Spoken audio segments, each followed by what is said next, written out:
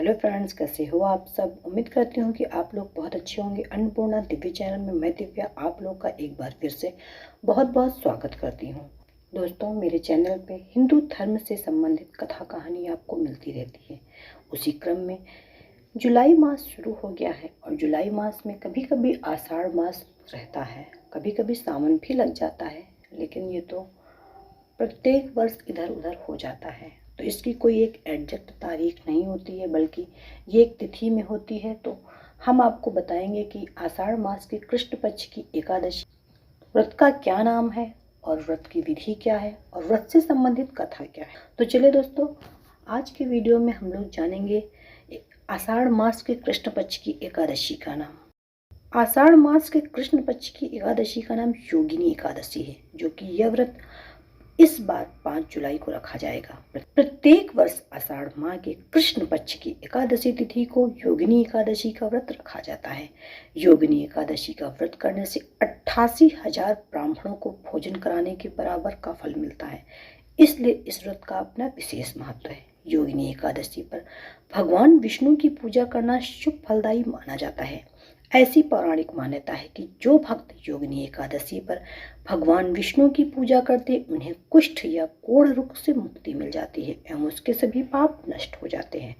यह भी कहा जाता है कि योगिनी एकादशी व्रत करने वाले लोगों को मृत्यु के बाद भगवान विष्णु के चरणों में जगह प्राप्त होती है। तो आइए जाने कि योगिनी एकादशी का व्रत कैसे करें। हिंदू धर्म में एकादशी तिथि का विशेष महत्व होता है। हर महीने 2 एकादशी तिथि पड़ती, एक कृष्ण पक्ष की और एक शुक्ल पक्ष की। आषाढ़ मास के कृष्ण पक्ष की एकादशी को योगिनी या शयनी एकादशी के नाम से जाना जाता है। धार्मिक मान्यता के अनुसार इस व्रत के प्रभाव से मनुष्य के सभी पाप नष्ट हो जाते हैं और सभी सुखों को भोगने के बाद अंत में वह परलोक हो जाता है। यह एकादशी तीनों लोकों में प्रसिद्ध है। योगिनी एकादशी व्रत 5 जुलाई दिन सोमवार के रखा जाएगा। एकादशी तिथि 4 जुलाई को रात 7:55 से शुरू होकर 5 जुलाई की रात 10:30 तक रहेगी। एकादशी व्रत पारण 6 जुलाई को सुबह 5:29 से सुबह 8:16 तक किया जा सकता है। योगिनी एकादशी व्रत रखने से सभी पाप नष्ट हो जाते हैं। कहा जाता है इस व्रत के प्रभाव से सुख, समृद्धि और शांति का घर में आगमन होता है। एकादशी व्रत से व्यक्ति को स्वर्ग की प्राप्ति होती है। मान्यता है कि योगिनी एकादशी का व्रत 88,000 ब्राह्मणों को भोजन कराने के बराबर फल देता है। ये दोस्तों जाने कि योगिनी एकादशी का व्रत कैसे करें। योगिनी एकादशी के उपवास की शुरुआत 10वीं तिथि की रात्रि से ही हो जाता है। इस व्रत में तामसिक भोजन का त्याग कर ब्रह्मचर्य का पालन करें, जमीन पर सोएं, सुबह स्नान आदि से निवृत्त होकर भगवान विष्णु की आराधना करें। इस व्रत में योगिनी एकादशी की कथा अवश्य सुननी चाहिए। इस दिन दान करना कल्याणकारी माना जाता है। पीपल के पेड़ की पूजा करें, रात्रि में भगवान का जागरण करें, किसी भी प्रकार की द्वेष भावना या क्रोध मन में न लाएं। एकादशी तिथि को ब्राह्मण को भोजन कराने के बाद स्वयं भोजन ग्रहण करें। आषाढ़ मास के कृष्ण पक्ष की एकादशी के दिन योगिनी एकादशी व्रत कथा को सुनने से व्रत का वास्तविक फल प्राप्त होता है। तो दोस्तों आइए जाने कि योगिनी एकादशी से संबंधित पौराणिक कथा क्या है। पौराणिक कथा के अनुसार स्वर्गधाम की अलकापुरी नामक नगरी में कुबेर नाम का एक राजा रहता था। वह शिव भक्त था और प्रतिदिन शिव की पूजा किया करता था। हेम नाम का एक माली पूजन के लिए उसके यहाँ फूल लाया करता था। हेम की विशालाक्षी नाम की एक सुंदर स्त्री थी। एक दिन वह मानसरोवर से पुष्प लेकर आया, लेकिन कामासक्त होने के कारण वह अपनी स्त्री से हास्य विनोद तथा रमण करने लगा। इधर राजा उसकी दोपहर तक राह देखता रहा। अंत में राजा कुबेर ने सेवकों को आज्ञा दी कि तुम लोग जाकर माली के न आने का कारण पता करो, क्योंकि वह अभी तक पुष्प लेकर नहीं आया है। सेवकों ने कहा कि महाराज, वह पापी अतिकामी है, अपनी स्त्री के साथ हास्य विनोद कर रहा होगा। यह सुनकर कुबेर ने क्रोधित होकर उसे बुलाया। हेम माली राजा के भय से कांपता हुआ उपस्थित हुआ।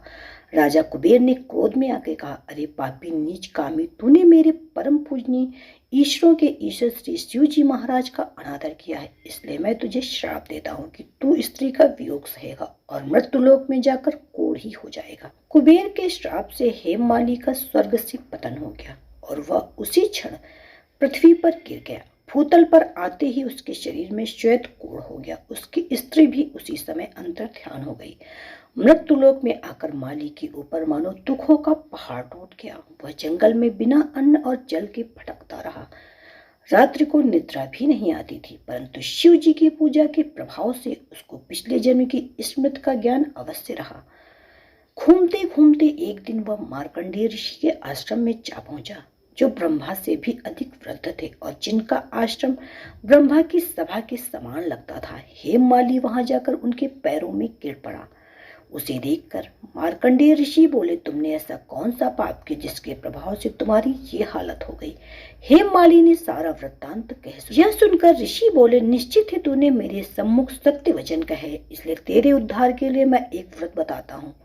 यदि तू आषाढ़ मास के कृष्ण पक्ष की योगिनी नाम की एकादशी का विधि पूर्वक व्रत करेगा तो तेरे सब पाप नष्ट हो जाएंगे।